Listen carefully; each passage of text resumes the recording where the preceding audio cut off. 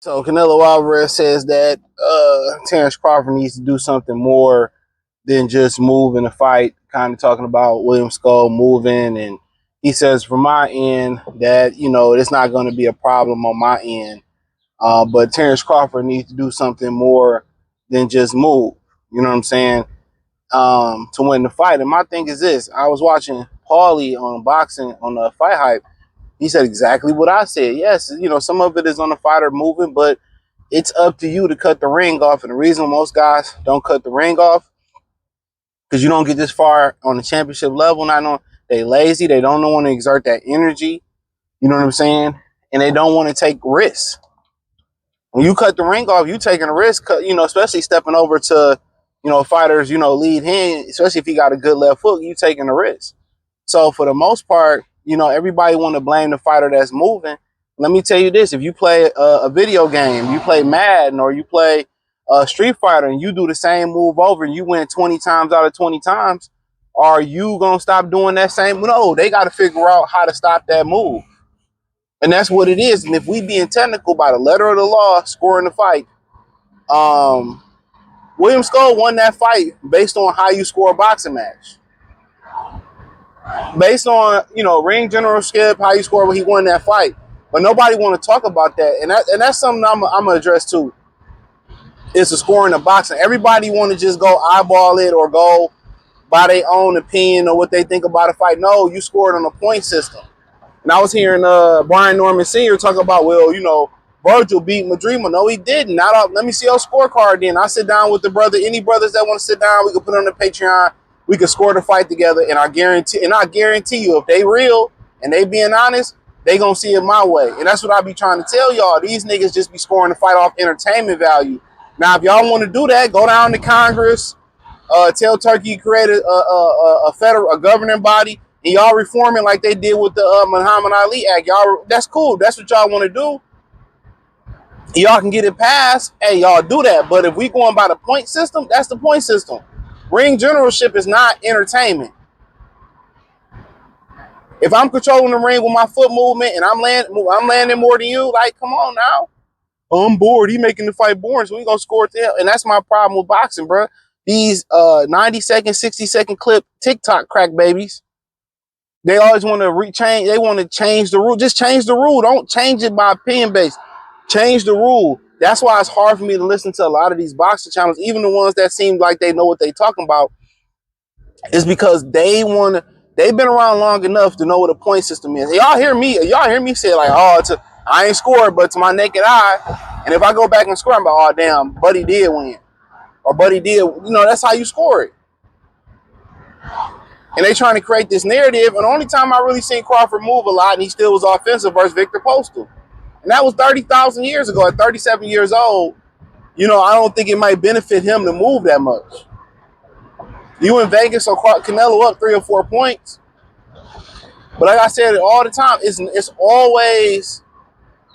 never a split in boxing. It's always just blame this fight. No, you have a job to do. You know, for 12, even sometime more, to 8 to 12 weeks, you know William Skull was going to move. And I'm telling y'all, man, there's a lot of things that's in boxing that's lost. The fans are lost. How to score a fight is lost. You know what I'm saying? If you're going to cut the ring off, man, it's going to be hard for you to close that distance and cut the ring off versus a guy if you're not going to use a jab. So I see some guys try to, you know, punch with the guy, and that's what Jose Ramirez tried to do. Jose tried to punch with Devin. No, brother. Once you start using that jab, and that jab start working, that's what's going to freeze the movement is the jab.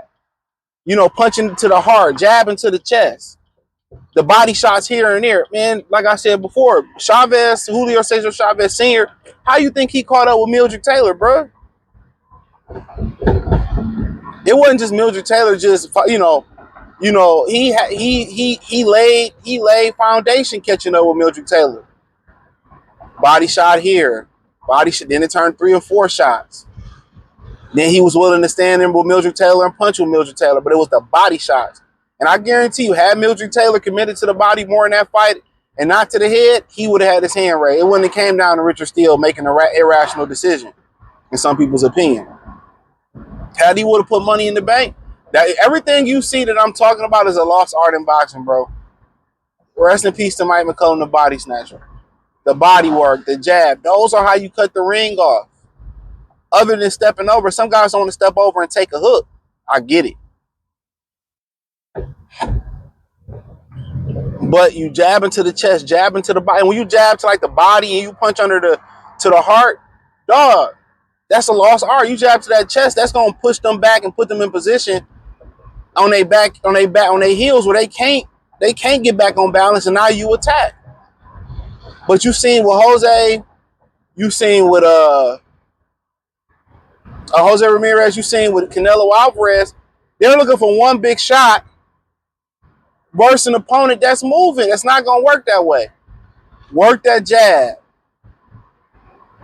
And when you work that jab, you stick that tool to the body. Or you come over the top with that tool. That's that right hand over the top.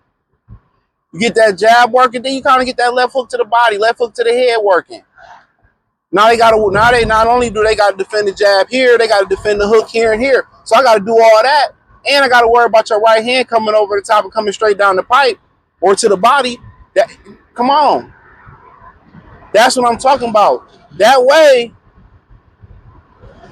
you freezing him.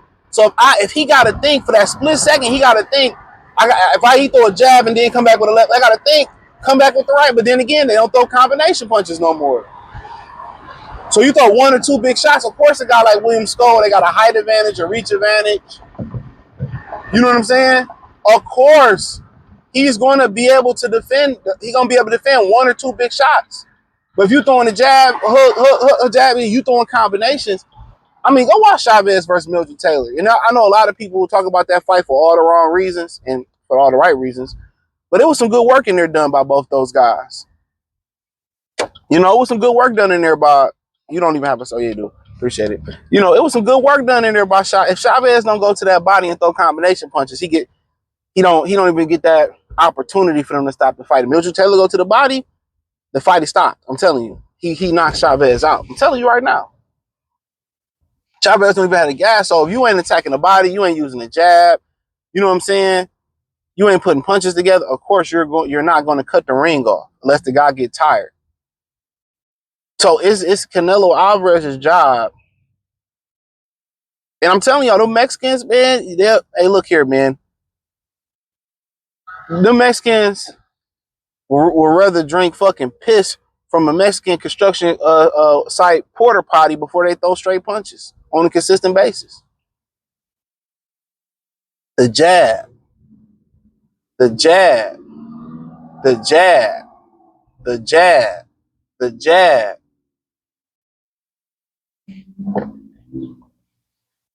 That's the first fucking. That's one of the first things you do to cut the ring off. The jab, the jab, the jab. But now you're trying to dictate. Oh, Crawford's gonna move, and this. And my thing is this: Crawford ain't never been no runner.